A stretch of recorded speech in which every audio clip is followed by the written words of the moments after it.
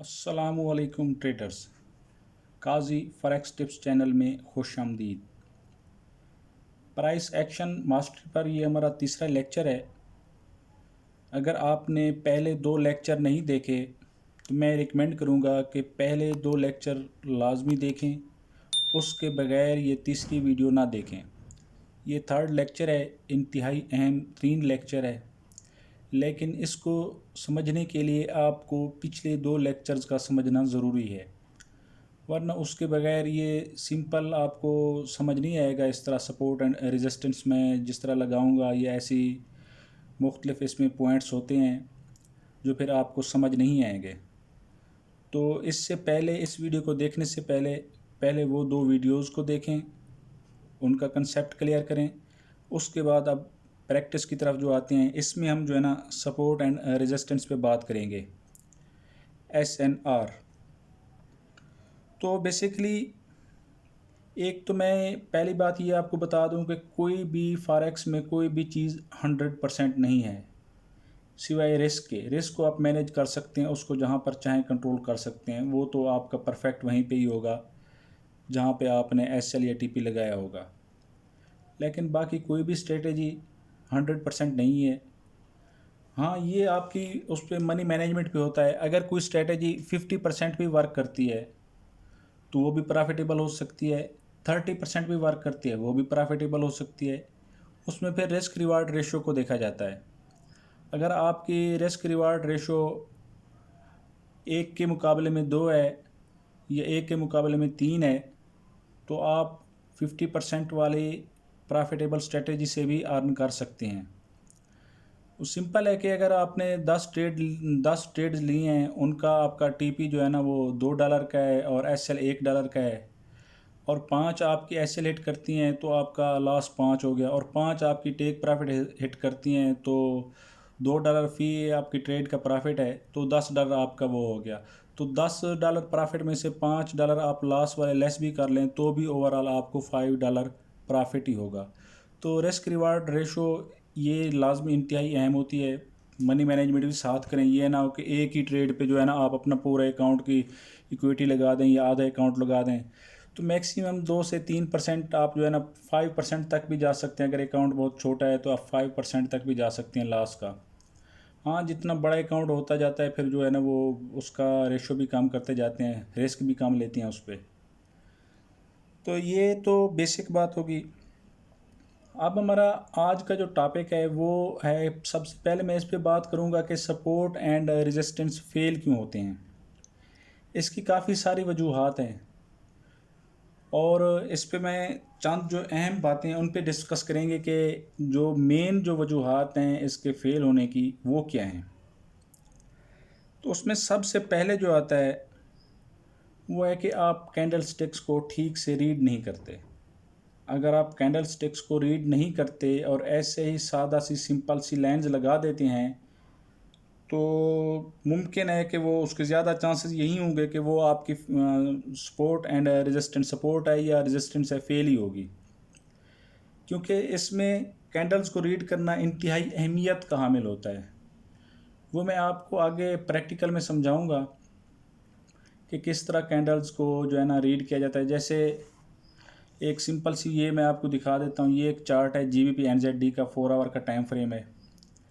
यहाँ पे देखें, ये इस लेवल पे अगर आप देखें इसको, तो ये देखें ये कोई 7-8 कैंडल्स बनी हुई हैं और सब की विक्स हैं। यानी यहाँ मार्केट डिसाइड कर रही है कि मैंने किस साइड पे जाना है, नीचे जाना है या ऊपर जाना है। जब मार्केट ऐसी स्टेज पे हो, डिसीजन स्टेज पे, तो वहाँ पे सपोर्ट हो या रेजिस्टेंस हो बेटर वर्क करती है। अगर आपकी कैंडल्स सादा सी हैं, सिंपल हैं, जिस तरह आम नॉर्मल कैंडल होती हैं, तो वहाँ पे लगाई गई सपोर्ट और रेजिस्टेंस वो ज़्यादा वैलिड नहीं होती। ये बात आप पहला पॉइंट जो है ना आप अपने जहन में रख लें। जो पहला हमारे फेल होने की वजूहात में से एक है वो यही है कि हम जो है ना कैंडल्स को रीड नहीं करते। हम उसको सपोर्ट एंड रेजिस्टेंस पे जो है ना कैंडल्स को देखते नहीं है कि भाई कैसी है इनकी कैंडल्स, बस हमने लाइन लगा देनी है, बाद में फिर जो होगा देखा जाएगा, फिर कहते हैं कि भाई फेल होगी। तो उसके लिए आपको कैंडल्स को रीड करना आना चाहिए। तो वो आहिस्ता आहिस्ता मैं आपको समझाता रहूँगा, साथ साथ हर लेक्चर में इंशाल्लाह इसको ऐड करते रहेंगे। क्योंकि ये एक लेक्चर में तो कवर नहीं होने वाले। इसको आपने देखते रहना है साथ साथ कि किस तरह ये जो है ना, इसको मैं इसलिए पोस्ट की थी ग्रुप में कि कैंडल्स को रीड करें भाई, कि सपोर्ट पे जब मार्केट ब्रेक करती है तो वहाँ कैंडल्स का बिहेवियर क्या होता है, क्या शेप होती है कैंडल की। इसी तरह अगर सपोर्ट से ऊपर उठती है, ब्रेक नहीं कर पाती, तो वहाँ पे क्या उसका बिहेवियर होता है। तो आप चार्ट पे लगें, उनको देखें, फिर आपको समझ आएगी कि सपोर्ट एंड रेजिस्टेंस किस लेवल पे बेस्ट लगती है, फिर आप समझ सकेंगे। इसके बाद दूसरा जो पॉइंट है वो ये है कि हम टाइम फ्रेम गलत यूज़ करते हैं। हम कहते हैं कि भाई हम छोटे टाइम फ्रेम पे, हमारे पास टाइम नहीं होता, हम चाहते हैं कि जल्दी टेक प्रॉफिट, अपना एसएल टेक प्रॉफिट हिट हो, या जल्दी प्रॉफिट हो या लॉस हो, हम मार्केट से निकल जाएं। तो बिल्कुल आप जो भी टाइम फ्रेम इस्तेमाल करें, मेरी बात याद रखें, अगर आपने मार्किंग करनी है तो उसके लिए 4 आवर या डेली का टाइम फ्रेम है। इन दो में से आप कोई एक सेलेक्ट कर लें, दोनों भी कर सकते हैं, दोनों पे मार्किंग करें, डेली पे भी करें, 4 आवर पे भी करें, मार्किंग उन पे कर लें। लेकिन एंट्री आपने लेनी है, आप जो भी टाइम फ्रेम यूज़ कर लें, फिर नीचे आ जाएं, आप एंट्री ले लें उसी टाइम फ्रेम के हिसाब से, आपने जो टेक प्रॉफिट एसएल रखें और उसी को आप फॉलो करें। लेकिन कम से कम एनालाइज करने के लिए तो ये होना चाहिए ना। अब आपने 4 आवर पे एक सपोर्ट लगा दी, अब आप आगे 15 मिनट वाले टाइम फ्रेम पे, तो भाई 15 मिनट वाले पे आ जाएं, 5 मिनट वाले पे आ जाएं, किसी भी टाइम फ्रेम पे आ जाएं, लेकिन एंट्री तब लें जब वो उसी 4 आवर पे जो आपने मार्किंग की हुई है, जब वो मार्केट उस लेवल पे पहुंचती है। क्योंकि जितना ज़्यादा लंबा टाइम फ्रेम होगा उतना ज़्यादा उसकी वैलिडिटी होगी। अगर एक वीकली टाइम फ्रेम है, वहाँ पे 2 कैंडल्स बनी है, एक सपोज 2 कैंडल्स बनी है और उसके बाद मार्केट नीचे आ गया है, रेजिस्टेंस बनी है, तो 2 कैंडल्स का मतलब है कि आपके 10 दिन का मतलब है कि अगर 4 आवर्स वाली कैंडल हैं उस पर, तो 60 कैंडल्स बनती हैं। 60 कैंडल्स यानी कि उस वीकली पे जो आप लेवल लगेंगे वो ज़्यादा स्ट्रांग होगा, डेली पे उससे कम होगा, 4 आवर पे उससे कम होगा। लेकिन हम जो डे ट्रेडर हैं या जिनकी इक्विटी छोटी होती है, तो उनके लिए बेहतर यही है कि वो या डेली पे लगाएं या 4 आवर पे लगाएं, वीकली को छोड़ दें और इससे ऊपर वालों को भी छोड़ दें, नीचे वाले को भी छोड़ दें, मार्किंग उस पर कर लें। उसके बाद जो है ना आगे आप मूव करें, फिर जिस टाइम फ्रेम पे भी आपने जाना है। वैसे भी मैंने जो आपको रूल्स बताए हैं उसके मुताबिक यही है कि अगर आप डेली पे मार्क करते हैं तो एंट्री के लिए 1 आवर वाला टाइम फ्रेम यूज़ करें। अगर आप 4 आवर पे मार्क करते हैं तो 1 आवर वाला भी कर सकते हैं, M30 वाला भी कर सकते हैं, ये टाइम फ्रेम यूज़ करें एंट्री लेने के लिए, लेकिन मार्किंग आपने उधारी करनी है। अब हम तीसरा जो उसका मेन है, अब हम लगा तो देते हैं लेकिन हमें अंदाज़ा नहीं होता कि भाई हमने अपना टेक प्रॉफिट कहाँ पे रखना है। हम टेक प्रॉफिट रखते हैं उस पर अगले नेक्स्ट लेवल पे। तो नेक्स्ट लेवल तक पहुंचने के लिए मार्केट को काफ़ी टाइम दरकार होता है। अगर 200 पिप्स हैं, 300 पिप्स हैं, मार्केट ये तो नहीं है कि आपका 200 पिप्स जो है ना डायरेक्ट जाके हिट कर देगी। तो भाई उसको 1 हफ्ता भी लग सकता है, 2 हफ्ते भी लग सकते हैं। मार्केट रेंज में आपने देखा होगा कई बार मार्केट रेंज में एक एक 2-2 महीने तक एक रेंज में रहती है। वो 100 से 150 पिप्स की रेंज होती है, उससे ऊपर नीचे होती रहती है। तो आपका 200 पिप का टेक प्रॉफिट फिर कैसे उठेगा। तो उसके लिए अपना मनी मैनेजमेंट करें, अपना डेली का टारगेट रखें। आप अगर 4 आवर पे मार्किंग करते हैं तो 4 आवर पे मार्किंग करने के बाद आपने अपना जो टेक प्रॉफिट सेट करना है वो 80 टू 100 पिप्स है। ये बात अपने जहन में बिठा लें, ये बात नोट कर लें कि 80 टू 100 पिप्स। बेहतर होगा वीडियो को स्टॉप कर लें, पॉज कर लें, पॉज करने के बाद नोटबुक उठाएं और जो पॉइंट्स हैं वो लिखते जाएं। ये आपको बहुत काम आएंगे बाद में भी, और आपकी पूरी ट्रेडिंग लाइफ में ये काम आएंगे। अब आपने 4 आवर पे मार्किंग की है तो उसका 80 टू 100 पिप्स आपने टेक प्रॉफिट रखना है। इसके बाद अगर आपने डेली पे मार्किंग की हुई है तो 120 130 पिप्स, यहाँ इसके दरमियान 100 से ऊपर इसका, यानी कि 130 से नीचे कहीं भी आप इसका टेक प्रॉफिट रख सकते हैं। जब आपका वो टेक प्रॉफिट हिट हो जाए तो हाफ ट्रेड क्लोज कर दें, दूसरी हाफ का आप रिस्क ले लें, उसको जितना आपको जो लेवल है उस लेवल तक ले जाएं अगर जाती है मार्केट, फिर उसको छोड़ दें, ब्रेक इवन पे करके उसका स्टॉप लॉस ब्रेक इवन पे मूव कर दें, ताकि मार्केट अगेंस्ट भी चली जाए तो भी आपको नुकसान ना हो। लेकिन उसका जो टेक प्रॉफिट है वो आपका जब हिट होता है पहला लेवल फर्स्ट आपका जो है ना, उसको हाफ ट्रेड को क्लोज कर दें। अगर आपको इसका नहीं पता तो आप 0.01 की 2 लगा लें, ट्रेड्स लगा लें, एक को उस पर क्लोज कर दें, दूसरी को आपने रनिंग में रखना है जब तक कि वो आपके दूसरे लेवल तक ना पहुँचे। ये उसका मेथड होता है, ताकि आप मार्केट में से कुछ ना कुछ ज़रूर निकाल लें।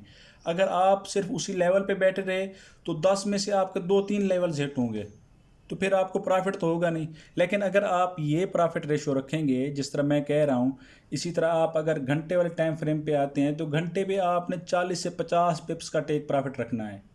उस पे आप घंटे वाले टाइम फ्रेम पे आप मार्क कर रहे हैं और टेक प्रॉफिट रख रहे हैं आप 100 पिप्स, 150 पिप्स, तो भाई वो कैसे फिर हासिल होगा। तो यही आपका जो टेक प्रॉफिट और स्टॉप लॉस जो रेशियो है, ये भी सपोर्ट एंड रेजिस्टेंस को फेल करने में बहुत अहम किरदार होता है। क्योंकि आप जिस लेवल पे बैठे होते हैं, आप कहते हैं कि बस यहाँ से डायरेक्ट सीधा जाए, वो सीधा नहीं जाती, वो फिर नीचे आएगी। हो सकता है कि आपके वो स्टॉप लॉस तक भी है, फिर वहाँ से ऊपर उठेगी जाएगी, लेकिन उसको जो है ना टाइम लगेगा। और इस टाइम में अगर कोई न्यूज़ आ गई, सपोज़ कोई फंडामेंटल न्यूज़ आ गई, कोई भी न्यूज़ आ गई, मार्केट को उसने रुख चेंज कर देना है, फिर आपको एस्केलेट हो जाना है। तो इसको कामयाब करने के लिए टेक प्रॉफिट रेशियो को मेंटेन रखें, अपनी जो मैंने आपको बताया है इसी हिसाब से रखें, अपने अकाउंट की इक्विटी के हिसाब से रखें, डेली का प्रॉफिट निकालें, मार्केट से एग्जिट कर जाएं। उसके बाद जो है ना दूसरी चीज़ों को देखें, फिर किसी और पेयर को देखें, किसी और पेयर को देखें। लेकिन डेली का अगर आपका टारगेट हासिल हो गया तो आप प्रैक्टिस करें, फिर उसको स्टडी करें, मार्केट को स्टडी करें, ट्रेड ना लगाएं, एग्जिट कर दें।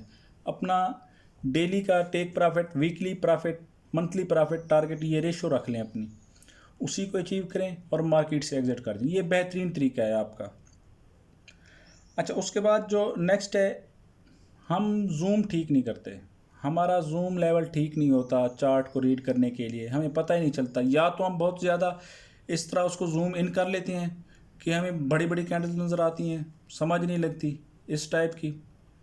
या फिर हम इतना जूम आउट कर लेते हैं कि वो उसका फ़ायदा ही नहीं होता, इतना बैक जाने का, यहाँ पे इतना बैक जाने का। उसको मार्केट उसमें 10 बार और जगह पे सपोर्ट बना लेती है, 10 बार और जगह पे रेजिस्टेंस बना लेती है, लेकिन हम उसको मेन, ये होते हैं मेजर मेजर ट्रेंड्स, ये मेजर लेवल्स। तो मेजर लेवल्स तक मार्केट को पहुंचने के लिए काफ़ी वक्त लगता है। इस मैं आपको ये समझाऊं, जिस तरह ये देखें, ये इसका मेजर लेवल है, ये रेजिस्टेंस है, मेजर रेजिस्टेंस।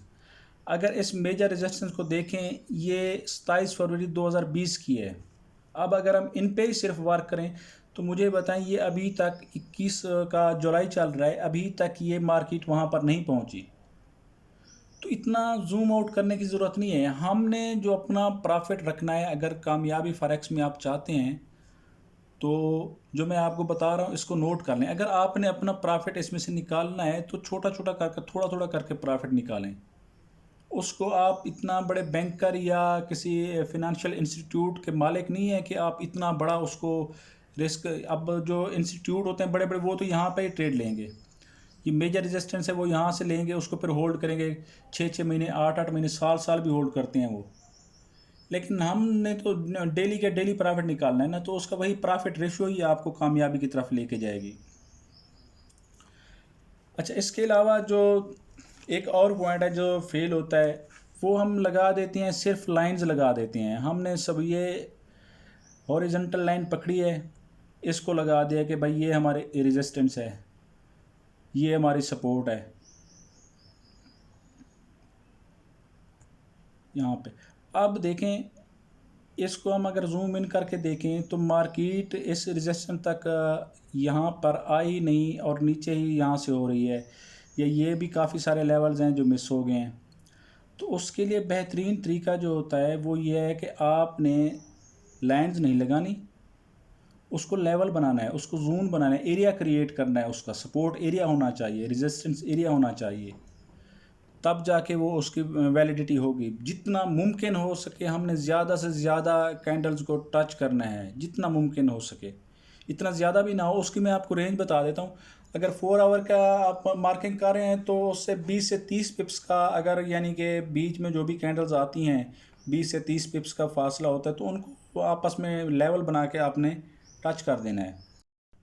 अच्छा, अब हम आते हैं प्रैक्टिकल की तरफ कि इसको मार्क कैसे करना है। मैं आपको बेहतरीन तरीका अपना जो मैं यूज़ करता हूँ वो बताऊँगा, लेकिन उसके लिए आपको मेरे रूल्स फॉलो करना होंगे। जो मैं रूल्स, क्योंकि हर किसी का अपना स्टाइल होता है तो उसके रूल्स भी डिफरेंट होते हैं। वो उसमें शायद प्रॉफिटेबल हो, मैं शायद इसमें प्रॉफिटेबल हूँ। तो आप जिसको भी लेना, मैंने ये नहीं कहता कि मेरा मेथड लें, अगर आपको मेरा मेथड पसंद है तो बेहतर है, फिर रूल्स भी मेरे फॉलो करें। लेकिन अगर आपको किसी और का मेथड पसंद है तो फिर उसके रूल्स ही फॉलो करें, रूल्स उसी के फॉलो करें। ये ना हो कि आप मेथड किसका यूज़ कर रहे हो और रूल्स किसी और के यूज़ कर रहे हो, तो रूल्स भी वही रखें जो मैं आपको take profit S L ratio बता रहा हूँ या कैंडल स्टिक पैटर्न के रूल्स को जो बता रहा हूँ, तो फिर उनको ही फॉलो करें, क्योंकि मैंने उस पर प्रैक्टिस की हुई है, मुझे उसका एक्सपीरियंस है, तो मैं वही आपको बता रहा हूँ। अगर आप कॉमन रूल्स की तरफ जाएंगे कि जो कॉमन रूल्स हैं मार्केट में इस इन चीज़ों के, अगर आप उन पे फोकस करेंगे तो फिर मेथड भी उन्हीं का सीखें। अगर मेरे मेथड पे आना है तो उसको मेरे रूल्स को ही फॉलो करें कि मैं किस टाइप का इंट्रीज किस टाइप कैंडल पे लेता हूँ, किस तरह लेता हूँ, कैसे सपोर्ट लगाता हूँ, फिर वही रूल्स को देखें। तो उसका जो सबसे पहला रूल्स है, पहला जो उसका रूल है, जो मैंने रूल्स बनाए हैं अपने, तो सबसे पहले आपने चार्ट को बिल्कुल क्लियर करना है, बिल्कुल क्लीन कर दें। ये आपके लिए बेहतर होगा उसको सपोर्ट एंड रेजिस्टेंस को लगाने में। ये हमने सारी चीज़ें इसमें से ख़त्म कर देनी है। ये इंडिकेटर भी इसको फ़िलहाल रिमूव कर दें। एक बात और बता दूं, इंडिकेटर्स जो होते हैं वो आपके एंट्री डिसाइड नहीं करते कि एंट्री आपके ऐसे जाएगी। इंडिकेटर सिर्फ कंफर्मेशन के लिए यूज़ होते हैं। ये बात अपनी जहन में बिठा लें कि इंडिकेटर पे जो लोग करते हैं, ट्रेड्स लेते हैं, वो कुछ वक्त के लिए प्रॉफिट में हो सकते हैं, लेकिन प्रॉपर मुस्तकिल तौर पर प्रॉफिट में नहीं रहेंगे। वो उनको लॉस ही होगा, अकाउंट वाश ही होगा, क्योंकि इंडिकेटर जो है ना लैगिंग होते हैं। वो मार्केट का आपको पास्ट दिखा रहे होते हैं, अपने फ्यूचर में ट्रेड करनी है, आपने फ्यूचर मार्केट का देखना है कि कहाँ पे है। इंडिकेटर डिसाइड नहीं करते। इंडिकेटर कंफर्मेशन के लिए यूज़ हो सकते हैं कि एंट्री लेने के लिए आप कंफर्म कर लें इंडिकेटर की हेल्प से, लेकिन डिसाइड आपने प्राइस एक्शन से ही करना है। इंडिकेटर को छोड़ दें। इसको चार्ट को पहले सबसे पहले क्लियर कर लें, उसके बाद टाइम फ्रेम या डेली वाला या 4 आवर वाला कर लें।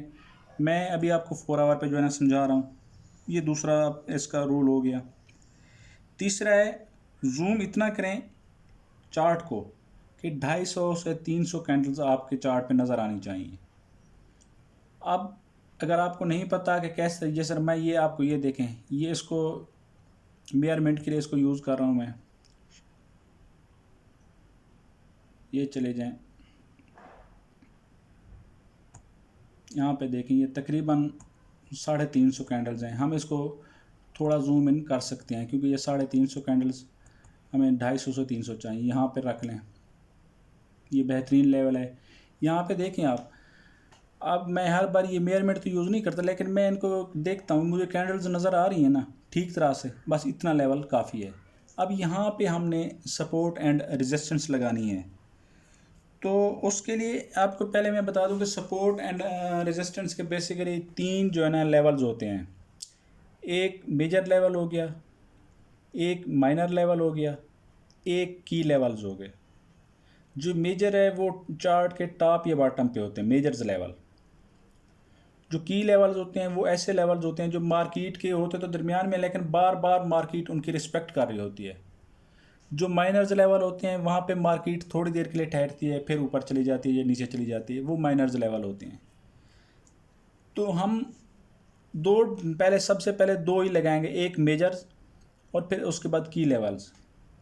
माइनर को हम बाद में, हम माइनर जो लेवल्स होते हैं उस पर हम अपना टीपी और एसएल वगैरह रखते हैं उन लेवल्स पे। वो ट्रेड के लिए नहीं होते, माइनर्स लेवल ट्रेड के लिए नहीं होते। हाँ, टीपी एसएल के हम उस पर रख सकते हैं।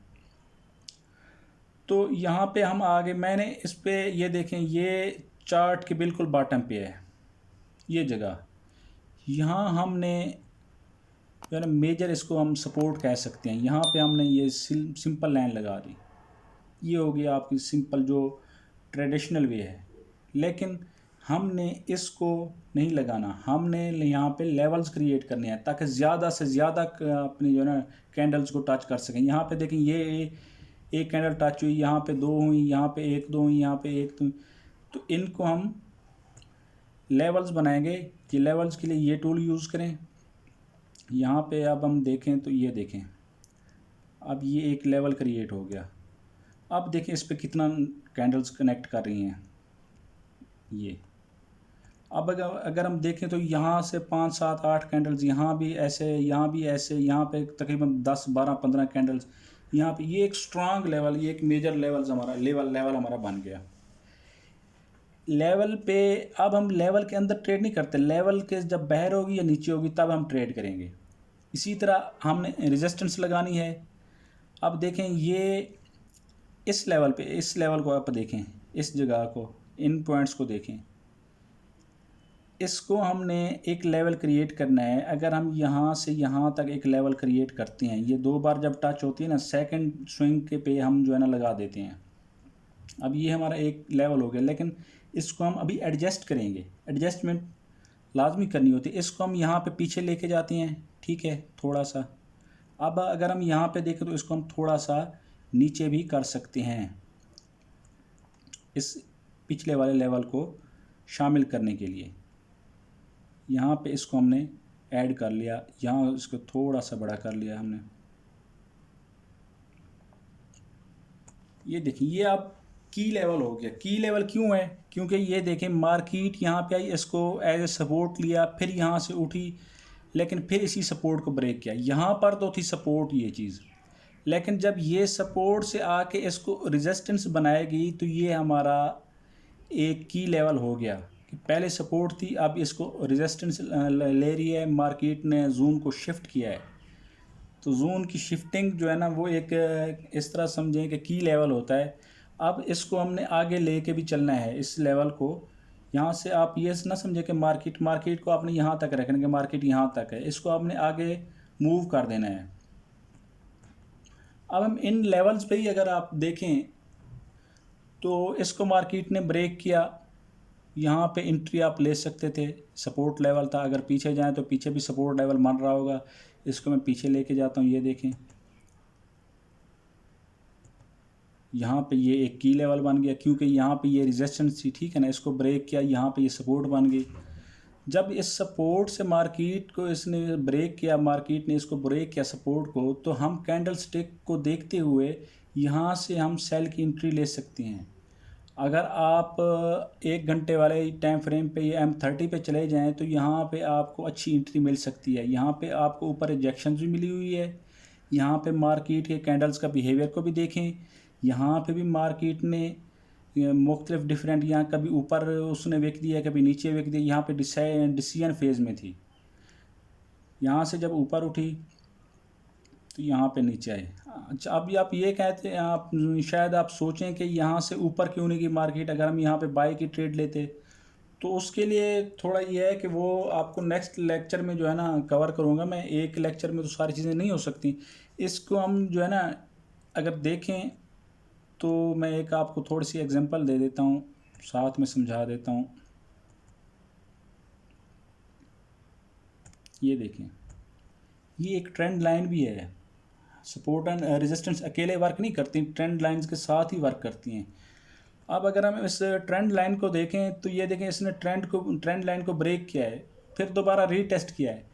अगर हम बाय की एंट्री लेना भी चाहते तो भी इस ट्रेंड लाइन के बाद लेते, क्योंकि ट्रेंड लाइन जब इसने ब्रेक किया तो इसका मतलब ये है कि हम सिर्फ और सिर्फ सेल की एंट्री देखेंगे, क्योंकि बाई का ट्रेंड चेंज हुआ है, उसने ट्रेंड लाइन को ब्रेक किया है, तो सिर्फ इस पे सेल पे फोकस करें। यहाँ से बेशक मार्केट ऊपर उठे कुछ करे, हमने उस पे बाई उस वक्त तक नहीं देखना जब तक ये दोबारा इसको ब्रेक करके इसके ऊपर नहीं आ जाती।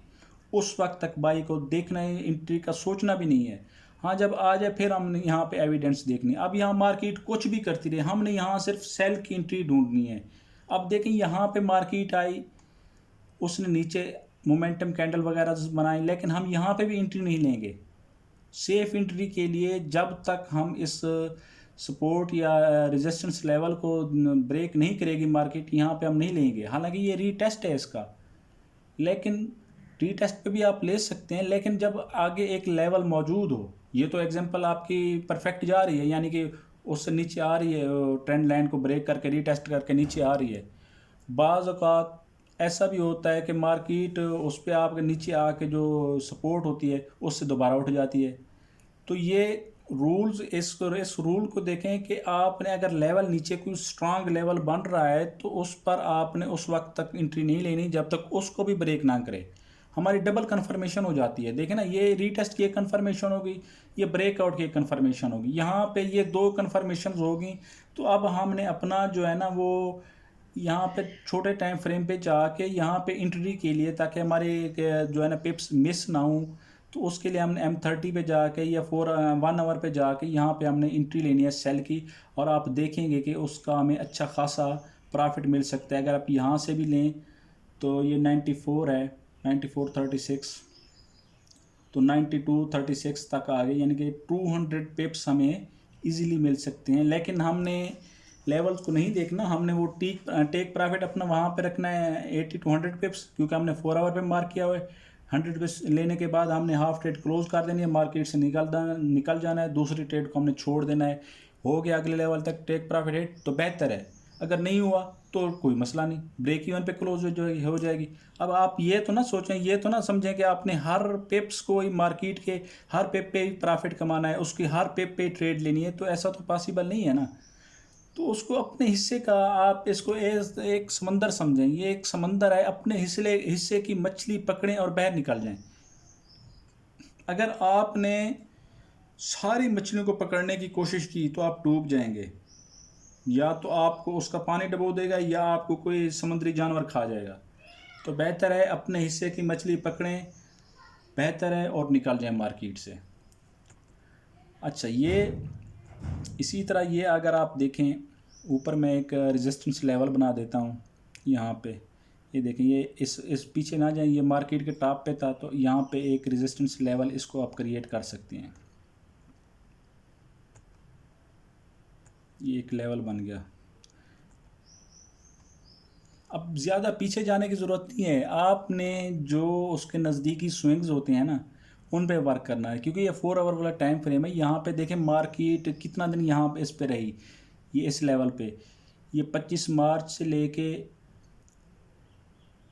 ये तकरीबन 6 अप्रैल तक, 6 से 7 अप्रैल तक, 25 मार्च से, यानी कि 10 से 12 दिन मार्केट इस लेवल पर ही है। तो ये एक लेवल तो बन गया ना आपका, तो इस पे भी आप ट्रेड ले सकते हैं। लेकिन इस पे ट्रेड लेने के लिए अगर ट्रेंड बाई का है, जिस तरह ये देख रहे हैं आप, ट्रेंड बाई का है, उसको हम बाई के ट्रेंड को ट्रेड करने के लिए हम अंधाधुंध एंट्री नहीं लेंगे मार्केट, फिर वरना दोबारा ऊपर निकल जाती है, फिर हम कहते हैं कि इसने वर्क नहीं किया। इसके लिए हमें स्ट्रांग एविडेंस चाहिए होता है। जब भी मार्केट का रिवर्स को आपके रिवर्स हो रही हो तो उसके लिए आपने स्ट्रांग एविडेंस के बगैर एंट्री नहीं लेनी। स्ट्रांग एविडेंस में आप एक RSI को ऐड कर लें डाइवर्जेंस के लिए, या किसी और इंडिकेटर को डाइवर्जेंस के लिए यूज़ कर लें। एक तो डाइवर्जेंस का होना आपके लिए काफ़ी फ़ायदेमंद हो सकता है। दूसरा, आपने ट्रेंड लाइन लगानी है, ट्रेंड लाइन के बाद ही आप एंट्री लेंगे, ठीक है ना। बाई के ट्रेंड को आपने यहाँ पे रेजिस्टेंस जो है इस पर आपने अच्छी है, यहाँ पे एंट्री लें तो प्रॉफिटेबल भी हो सकती है। यहाँ से यहाँ तक काफ़ी ज़्यादा पिप्स हैं, ठीक है ना। अब हम देखते रहिए हो भाई ज़ाय हो गए हमारे इतना पिप्स, ऐसी बात नहीं है। आपने हर पिप्स तो नहीं निकालना मार्केट में से, तो आपने उस वक्त तक एंट्री नहीं लेनी जब तक ये ट्रेंड लाइन को ब्रेक ना करे। इस मार्केट में सब्र ही आपके पास है जो आपको कामयाब करा सकता है। मनी मैनेजमेंट, सब्र, रिस्क रिवार्ड रेशो, ये ऐसी चीज़ें हैं जो आपको कामयाब कर सकती हैं मार्केट में। तो इसके लिए आपने अंधाधुंध जो है ना उस पर नहीं करना, क्योंकि यहाँ देखें, यहाँ पे मार्केट नीचे आई, आपने यहाँ पे वो रेजिस्टेंस से नीचे आ रही है, आपने यहाँ पे आके एंट्री ले ली। अब मार्केट दोबारा ऊपर गया, आपका स्टॉप लॉस को हिट कर दिया, आपने कहा ओहो शिट यार ये क्या हो गया, मार्केट तो रेजिस्टेंस में थी। अब आपने यहाँ पे बाई की ले ली तो भी नुकसान, अब आपने यहाँ पे आके सेल की ले ली कि भाई रेजिस्टेंस से आ रही, अब तो वापस नीचे जाएगी जाएगी। लेकिन मार्केट यहाँ थोड़ा नीचे आने के बाद दोबारा ऊपर गई, फिर यहाँ पे आपका SL होगा, उसने उस SL को हिट कर दिया, फिर मार्केट नीचे आई, फिर यहाँ पे आई। तो आपने अगर ये आपने 2-3 ट्रेड्स आपकी स्टॉप लॉस को हिट कर जाए, एक टेक प्रॉफिट को हिट कर जाए इसी लालच के चक्कर में, तो कोई फ़ायदा नहीं है।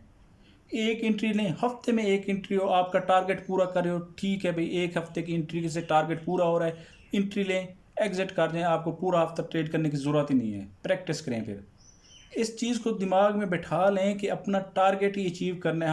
हमने इसमें से अपने जो टारगेट बनाया हुआ है वही डॉलर्स निकालने हैं जो हमारा टारगेट है। 5%, 7%, 8% तक आप मंथली उसका वीकली रख लें। 5% भी अगर आपका वीकली हो, सब कम से कम मैं बता रहा हूँ आपको, तो 20% मंथली बनता है। आपको पता है कि 20% मंथली, यानी कि $100 में से $20 5 मंथ में आपका अकाउंट डबल। तो इस तरह ये अपनी जो है ना अपनी रेशो रखनी है। ये जो आम बैंक्स आपको देती हैं ये आपको सालाना 5 से 7% देते हैं, लेकिन आप अगर वीकली पे ये 5 से 7% कमा रहे हैं तो ये आपको कोई बुरा तो नहीं है, आपके लिए बहुत ही अच्छी रेशो है। इन पे अगर फोकस करें तो आप फॉरेक्स में लॉस बहुत कम करेंगे। लेकिन अगर आप लालच करते हैं कि इतना बड़ा, आप चाहते हैं कि एक हफ्ते में डबल हो जाए अकाउंट, 2 हफ्ते में डबल हो जाए, 1 मंथ में डबल हो जाए, तो ऐसा मुमकिन नहीं है। एक बार हो जाएगा, 2 बार हो जाएगा अकाउंट डबल, लेकिन जब लॉस होगा तो सारे उसके जो है ना आपकी कसर निकल जाएगी। अकाउंट जब वाश होगा तो सारा कुछ ज़ाया हो जाएगा। तो इन चीज़ों पे फोकस करें।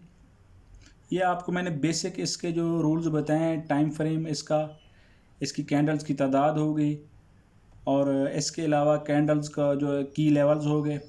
अच्छा, अब आप मैं एक दो और भी आपको एग्जांपल देता हूँ। वीडियो लंबी हो गई है, मैं कोशिश कर रहा हूँ इसको शॉर्ट करूँ। अच्छा, अब यहाँ पे देखें, अब हमने क्या करना है। अब हमने जो है ना अंधाधुंध यहाँ पे इसको एक लेवल ले लेना है कि भाई हमारा ये लेवल है, क्योंकि पीछे भी बन रहा था।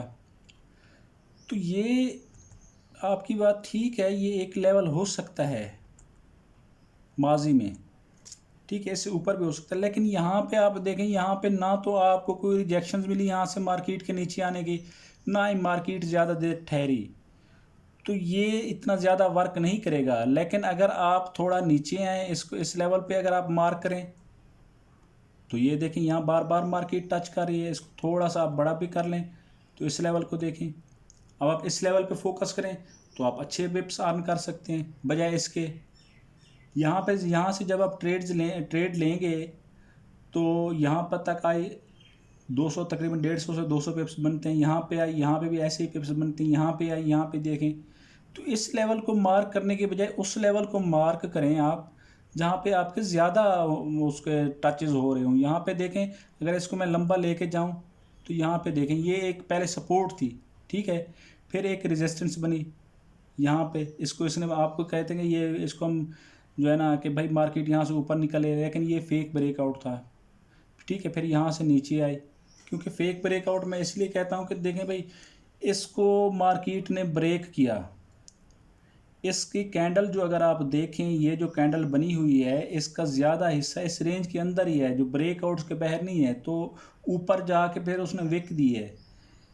जो वैलिड और ज़्यादातर वैलिड ब्रेकआउट वो होता है जिसमें कैंडल का ज़्यादा हिस्सा ब्रेकआउट के बाहर हो, यहाँ पे हो, और विक्स भी ना हो। विक्स नीचे तो हो सकती है, नीचे जितना लंबी विक होगी उतना ही फ़ायदा होगा, लेकिन ऊपर विक नहीं होनी चाहिए। ऊपर अगर हो भी सी तो बिल्कुल स्मॉल सी विक होनी चाहिए, क्योंकि वो उसकी फिर मोमेंटम शो करते हैं कि मार्केट अब बाई की तरफ जा रही है, बायर्स जो है ना मार्केट पे हैवी हो चुके हैं। लेकिन यहाँ पे ऐसा कोई नहीं है, ये ऐसी कैंडल से ब्रेकआउट हुआ है जिसके नीचे भी थोड़ी विक है, ऊपर भी नीचे विक है। तो मार्केट ये इस पर जो है ना वो ब्रेकआउट, इसको वैलिड नहीं कहते हम, ये फेक ब्रेकआउट होता है, यहाँ पर हम एंट्री नहीं लेंगे। अब इसको देखें, बार बार जब आगे भी ले जाएं तो आगे भी यही लेवल जो है ना वो फॉलो हो रहे हैं।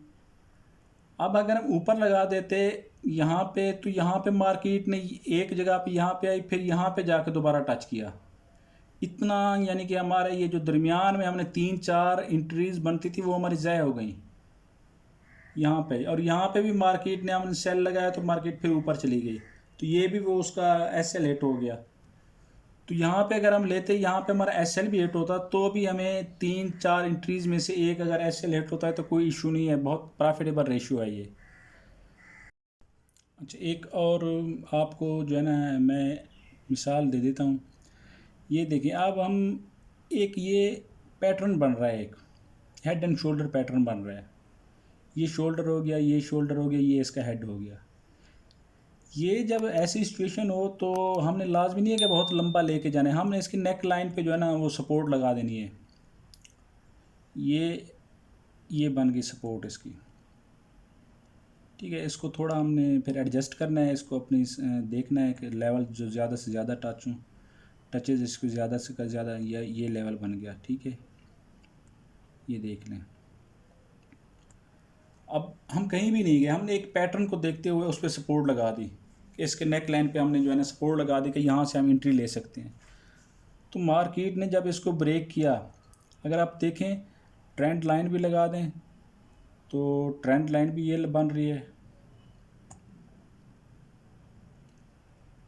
अब यहाँ से जब ट्रेंड लाइन को ब्रेक हुआ तो हमें कंफर्म हो गया कि मार्केट अब नीचे की तरफ आएगी। जब मार्केट यहाँ से इसको ब्रेक किया फिर दोबारा इसको जाके इस लेवल को टेस्ट किया तो यहाँ पे हमारी एंट्री पॉसिबल थी। यहाँ से हम इंटर हो सकते थे मार्केट में। फिर आप देख लें कि कितना मार्केट नीचे गई। इस पे यह है कि जब पैटर्न्स बन रहे हों, कोई भी किसी भी किस्म का पैटर्न हो, तो फिर उस पे जो लाइन्स यूज़ होती हैं हम वो ज़्यादा उनको फोकस करते हैं। जिस तरह ये पैटर्न आपका हेड एंड शोल्डर पैटर्न बन रहा है, इसी तरह कोई पी नेट पैटर्न हो गया या फ्लैग पैटर्न हो गया या कोई भी पैटर्न पे हम बाद में उस पर एक मैं अलहदा वीडियो बनाऊंगा, एक एक पैटर्न को अलग अलग से समझाऊंगा इंशाल्लाह। उस पर जो है ना एक एक पैटर्न पे एक एक मुफ्त से वीडियो होगी ताकि आपके सब पैटर्न जो है ना कवर हो सकें। एक बात आप और भी देखें, जब मार्केट आपके ये लेवल बना रही है, मार्केट यहाँ पे आप एक मिनट देखें, अगर मार्केट हायर हाई बना रही है, ये देखें, ये मार्केट यहाँ पे गई, यहाँ पे आई, नीचे आई, फिर ऊपर गई, फिर नीचे आई, फिर ऊपर गई, हायर हाई हायर लो। आप देखें ये हायर हाई बना रही है, ठीक है ना, हायर लो हायर हाई बना रही है। लेकिन यहाँ पे जाके मार्केट का ट्रेंड जब चेंज हुआ है उसने आके इस लेवल पे दिया है। अब इस पे हायर हाई नहीं बनाया, यहाँ पे हाई बनाया है, ठीक है ना। इसका क्या मतलब हुआ कि मार्केट इस लेवल से ऊपर नहीं गई। तो इसका मतलब हम जो है ना आप हमें सोचना चाहिए कि भाई पहले तो एक सीक्वेंस में जा रही थी, higher high higher low higher high बना रही थी। अब ऐसे ने जाके जो है ना उस हायर को क्रॉस नहीं किया, तो अब साफ ज़ाहिर ट्रेंड इसका चेंज हुआ है। जब ये इसने ट्रेंड लाइन को ब्रेक किया हमें एक कन्फर्मेशन मिल गई, फिर इसने जब यहाँ पे लो बनाया तो हमें डबल कन्फर्मेशन मिल गई कि भाई इसने ये जो ये लो था इससे भी नीचे लो बनाया। इसका मतलब है कि अब इसका ट्रेंड चेंज हो चुका है, अब ये हायर लो नहीं है बल्कि ये लोअर लो बन गया है। तो अब सेल का ट्रेंड है। तो यहाँ पे जब लोअर हाई बनाया तो हम यहाँ से इंटर हो सकते हैं मार्केट में, इस जगह से इंटर हो के फिर ये देखें मार्केट इस तरह लोअर हाई लोअर लो बनाती गई और नीचे चलती गई। तो इसको सीक्वेंस को भी आपने जहन में रखना है कि जब भी मार्केट पिछले हाई से उसके ऊपर हाई नहीं बनाती या पिछले अपना उससे जब ये जो हाई बनाया है या इससे बराबर रहती है या इससे हाई नहीं बनाती, तो हमें थोड़ा सा अटेंशन होनी चाहिए कि भाई अब मार्केट का शायद ट्रेंड चेंज होने वाला है। फिर हम उसके ट्रेंड चेंज पे फोकस करेंगे, फिर उस पर बाई की या ऐसी टाइप की एंट्री नहीं लेंगे, क्योंकि मार्केट ने उससे जब तक हायर हाई नहीं बनाएगी हमें उसका पता भी नहीं चलेगा कि ये ट्रेंड इसका क्या है, भाई ट्रेंड इसका बाई में है या सेल में है। जब इसने हायर हाई बनाती है तभी हमें पता चलता है कि इसका ट्रेंड बाई में है। जब ये उससे नीचे हाई बनाए तो फिर इसका मुमकिन है कि इसका ट्रेंड चेंज हो रहा हो, फिर शायद वो उसका फिर हम ट्रेंड लाइन लगा के वेट करते हैं कि जब ये ट्रेंड को ब्रेक करे तो हम इसकी एंट्री लें। लेकिन यहाँ पे क्योंकि एक पैटर्न बन रहा था तो हम पैटर्न पे हमने उसकी सपोर्ट लगाई, तो जब तक सपोर्ट को फिर ब्रेक उसने नहीं किया हमने उस वक्त एंट्री नहीं ली। फिर अगर आप ब्रेकआउट टेस्ट ट्रेडर हैं तो आप यहाँ से इंटर हो सकते हैं, अगर आप ब्रेकआउट एंड रीटेस्ट ट्रेडर हैं तो आप यहाँ से फिर इंटर हो सकते हैं, या फिर अगर आप दोनों पे इंटर होना चाहते हैं एक एंट्री यहाँ पे ले लें एक एंट्री यहाँ पे ले लें, फिर जो अपना टेक प्रॉफिट दोनों का सेट कर दें। फिर एक को जो है ना अपने वो 70-80 पिप्स निकाल के क्लोज कर दें, दूसरी को फिर उसके निचले लेवल तक जाने दें जो अपने लेवल मार्क किए हुए हैं। ये तो आपको मैंने बेसिक्स इसकी बताई हैं, सपोर्ट एंड रेजिस्टेंस की। उम्मीद है कि आपको काफ़ी चीज़ें क्लियर हो गई होंगी। लेकिन अगर मैं कुछ भूल गया हूँ या मिस हो गई मुझसे या आपको कोई चीज़ समझ ना आई हो तो आप मुझसे कमेंट्स में पता कर सकते हैं, फेसबुक पे पता कर सकते हैं। इसके लिए तमाम फोरम अवेलेबल हैं, आपको भी नीचे डिस्क्रिप्शन में सारे फोरम्स के लिंक मिल जाएंगे। आप किसी भी लिंक पे मुझसे फोरम पे मुझसे रब्ता कर सकते हैं, मैं इंशाल्लाह आपको गाइड करूँगा। बेसिक तो यही है। इसके बाद हम जो सपोर्ट एंड रेजिस्टेंस की जो रूल्स बताएं उनको फॉलो करें। आगे जो इनकी प्रैक्टिस है वो जब हम पैटर्न पे आएंगे, जब हम ट्रेंड लाइंस पे आएंगे तो उसमें जो है हम मज़ीद इसको एक्सप्लोर करेंगे, इन चीज़ों को, सपोर्ट एंड रेजिस्टेंस को और ट्रेंड लाइंस वगैरह को, इनको मज़ीद एक्सप्लोर करेंगे तो ये मज़ीद बेहतर होते जाएंगे, मज़ीद आपको जो है ना पॉइंट्स मिलते जाएंगे इसमें से। तो बेसिक जो चीज़ें थी जो इसके फेल होने की वजूहत थी वो भी मैंने आपको बताई हैं। इसी तरह जो उनकी सक्सेस की यानी कि कैसे लगाना है उसको, वो भी मैंने आपको बता दिए। बेसिक्स यही हैं। तो इंशाल्लाह नेक्स्ट वीडियो में फिर हम जो है ना ट्रेंड लाइन पे फोकस करेंगे। ट्रेंड लाइन और सपोर्ट एंड रेजिस्टेंस के साथ जो है ना फिर हमने जो है ना इंट्रीज की प्रैक्टिस करनी है। फिर वो मैं आपको बताऊंगा कि उसको कैसे हमें लगाना है, ट्रेंड लाइन को कैसे लगाना है। तो उसके लिए इंशाल्लाह नेक्स्ट वीडियो जल्दी आएगी। उस वक्त तक के लिए अल्लाह हाफ़िज़। आपके जो सवालात हैं वो आप मुझसे रब्ता कर सकते हैं। इंशाल्लाह मैं आपको जवाब देने की कोशिश करूँगा। Thank you. अल्लाह हाफ़िज़।